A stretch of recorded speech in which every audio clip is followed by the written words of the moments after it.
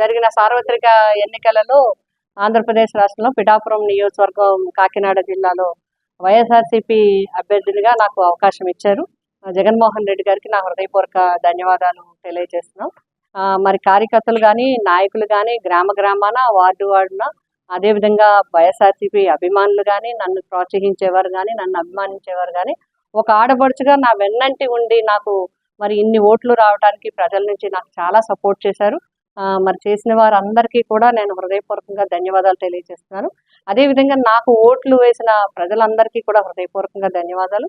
పిఠాపురం నియోజకవర్గ ప్రజలకి కూడా నా ధన్యవాదాలు తెలియజేస్తున్నాం. ప్రజా తీర్పుని మేమందరం కూడా గౌరవిస్తున్నాం. ఎందుకంటే ప్రజలు ఇచ్చిన తీర్పుని గౌరవించడం అనేది రాజకీయ పరంగా మా అందరి బాధ్యత. గెలిపోవటం అనేది రాజకీయాల్లో సహజం. ఒక్కొక్కసారి ఒక్కొక్క పార్టీకి గెలుస్తుంటుంది. ప్రజలు ఎవరిని గెలిపించాలనుకుంటే అదే విజయం అవుతుంది.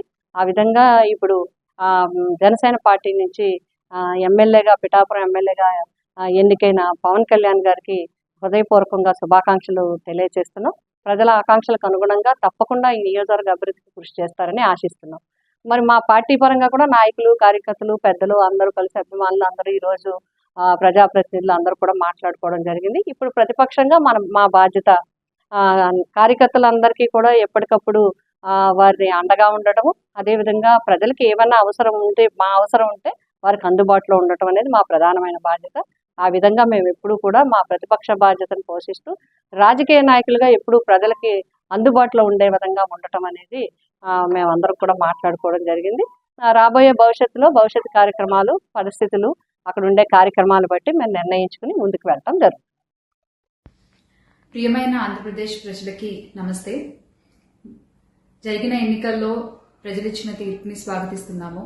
ఖచ్చితంగా ఈ క్షేత్ర స్థాయిలో జరిగినటువంటి ఎన్నికల్లో ప్రజలదే అంతిమ తీర్పు. మీ తీర్పుని ఖచ్చితంగా స్వాగతిస్తున్నాం, గౌరవిస్తున్నాను. ముందుగా అఖండ విజయాన్ని మూటగట్టుకున్న కూటమికి ధన్యవాదాలు.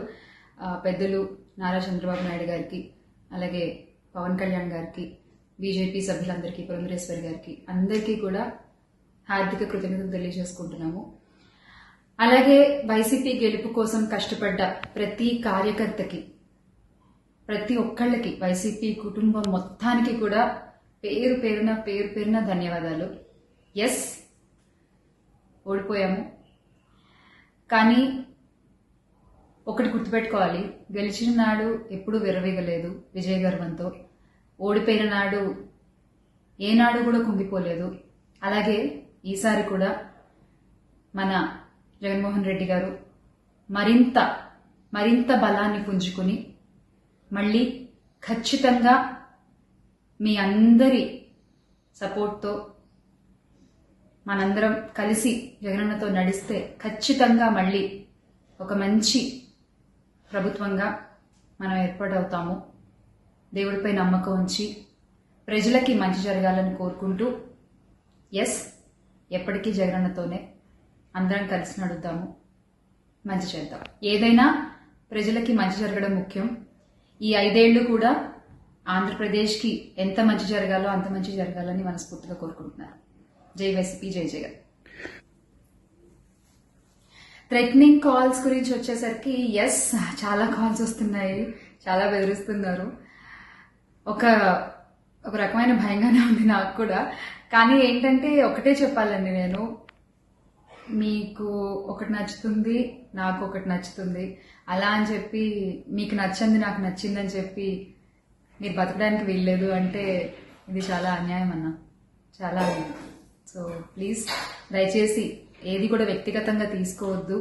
నేను వ్యక్తిగతంగా ఎవరిపైన విమర్శలు చేయలేదు, చెయ్యను కూడా. ఎప్పటికీ నాకు చాలా గౌరవం. ఎవరన్నా కూడా వ్యక్తిగత విమర్శలు ఎప్పుడు చేయలేదు, చేయని మళ్ళీ చెప్తున్నాను. సో దయచేసి మీరు కూడా ఏది పర్సనల్గా తీసుకోవద్దు. ఎస్, ఒక పార్టీని గెలిపించేటువంటి ప్రయత్నంలో నేను ఎంత చేయాలో అంతా చేశాను, ఉన్నదే చెప్పాను, లేనిది ఎక్కడా మాట్లాడలేదు. దయచేసి దాన్ని అర్థం చేసుకుంటారని కోరుకుంటున్నాను.